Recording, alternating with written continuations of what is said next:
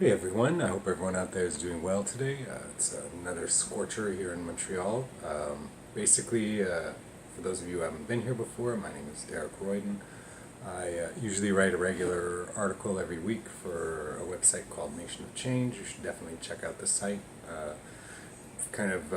News and views from a progressive perspective, so I encourage you to look into it. Now, lately in my stories, I've been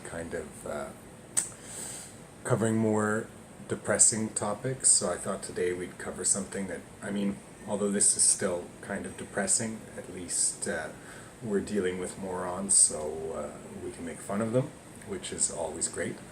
So it's about a phenomenon known as Comicsgate. Now, before I begin, and I'm looking at a Paste article, there will be a link to below, Paste magazine, and so you can check out the article for yourself afterwards, because I'm not going to cover some of the controversies in it. But before I start, I'd like to mention that I think it's completely silly and uncreative that every single scandal or fake scandal or made-up scandal in the world now has a gate at the end of it. Russiagate, Gamergate, Pizzagate, on and on and on. Watergate was a hotel. Try just a little bit harder in naming these things, please, mainstream media. So, anyway. Oh, and also these kind of morons involved with Comicsgate. So, getting right to it, the Paste magazine article, which is it's by the editorial staff, begins. Over the last few years, a group of outspoken bigots, trolls, and opportunists have convened under the banner of Comicsgate, or #Comicsgate, a name inspired by the Gamergate harassment campaigns that continue to plague the video game community.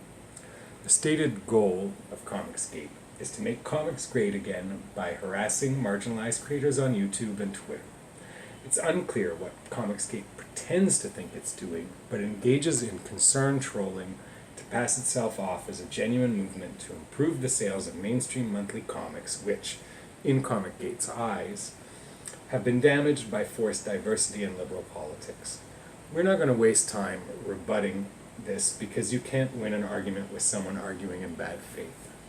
Any struggles the mainstream superhero comic industry may face can only be aided by diversifying the talent behind the books and the audience consuming them.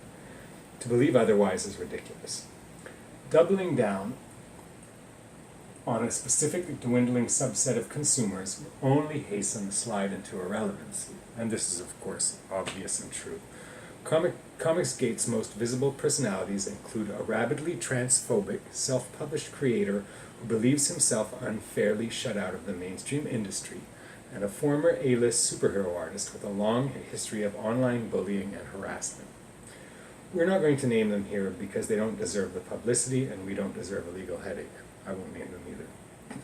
It's difficult to say that Comicsgate aligns perfectly with alt-right ideologies, but the group shares many of its trolling tactics and rhetorical devices with fringe conservatives, and one of Comicsgate's common complaints is that conservative, i.e. openly bigoted, voices aren't more prominent in mainstream comics.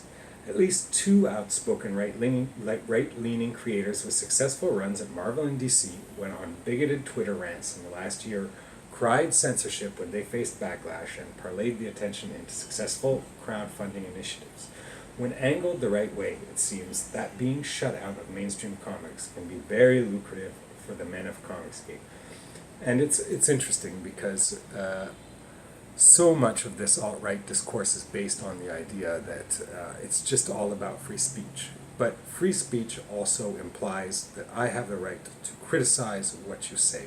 And these guys, and they're almost all guys, with the exception of Lauren Southern and some other people who are obviously taking advantage of this movement for their own financial ends. These guys are just, to take a word that they use all the time, such snowflakes. While Comicsgate's biggest incidents have revolved around the big two of Marvel Comics and DC Comics,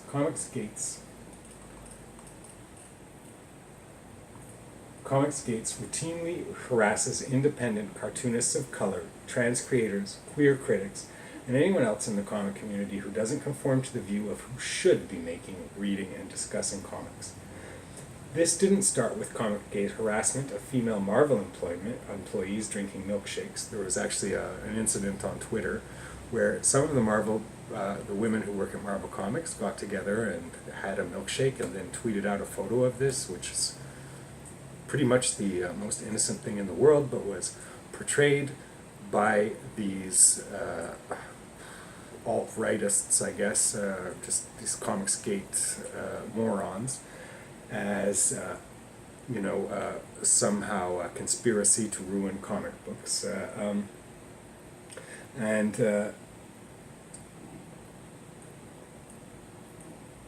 Or even with Marvel writer Chelsea Cain's feminist agenda. Chelsea Cain, I'll put up the picture, did a cover for Mockingbird for the final issue of a comic that was actually really well done, where the main character is wearing a t-shirt that says, "Ask me about my feminist agenda," and of course this caused people's hair to light on fire throughout the Twitterverse.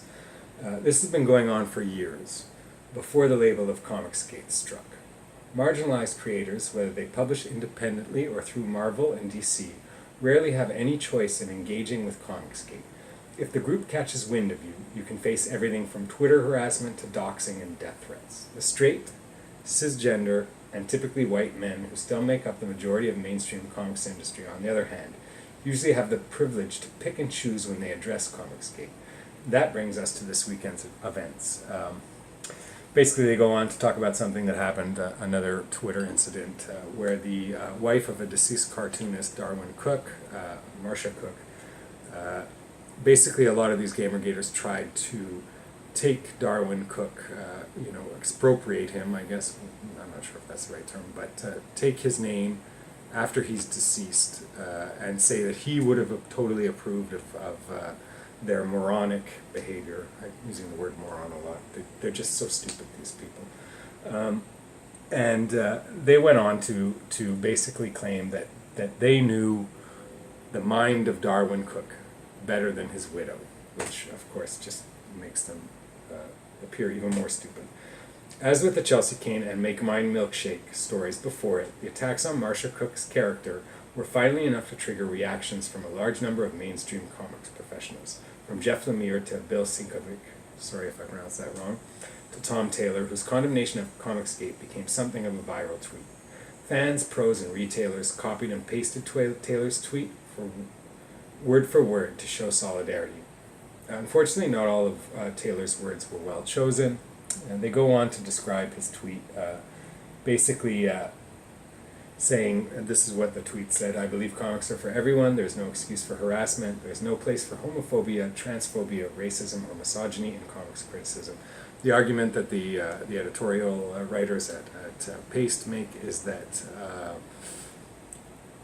these are not really critics. These are just a bunch of people online, like I am, basically, with a YouTube channel or with a Twitter feed, who are just giving their 2 cents, and not necessarily with well-chosen words or really thought-out arguments. So, I mean, the best criticism, you hope that it'll either make you want to not see something or read something, or want to see something or read something. Now, just on a personal note with this, as someone who wrote an underground comic, wrote and drew an underground comic, one of the hardest things I've ever done, this is a really difficult business, and people outside of the mainstream, people who aren't like big with Marvel or DC or even Image, shouldn't have to be subject to harassment because of who they are. I mean, it just seems ridiculous to me. I remember growing up with comics and especially Marvel comics, which kind of had which always championed the outsiders, which were written by mostly Jewish immigrants from living in New York at that time, and a group like the X-Men the story was really about civil rights before it could be written about, and in the mainstream, and then with the new X-Men in the 70s, late 70s, early 80s, they introduced a diverse cast of characters. Now, of course, the color and gender of the people who are working on comics is only beginning to change now, and this is obviously a good thing. You know, it's tiresome to see a bunch of babies crying about the fact that there's a Black Panther movie or a Wonder Woman movie, or that a gay creator is making a comic book. If you don't want to read it, or if that offends you so greatly, don't buy it or read it. Harassing people, bothering people, this has just become so common. And we are not on the left prosecuting the culture war. The right is prosecuting the culture war. It is wrong. It is immoral to marginalize people. And history will judge things like Gamergate, Comicsgate, if they're even remembered, as ridiculous clown car shows that should never be repeated. So, on that note, I'm going to call it a vlog, and I will speak to you soon, and also always remember,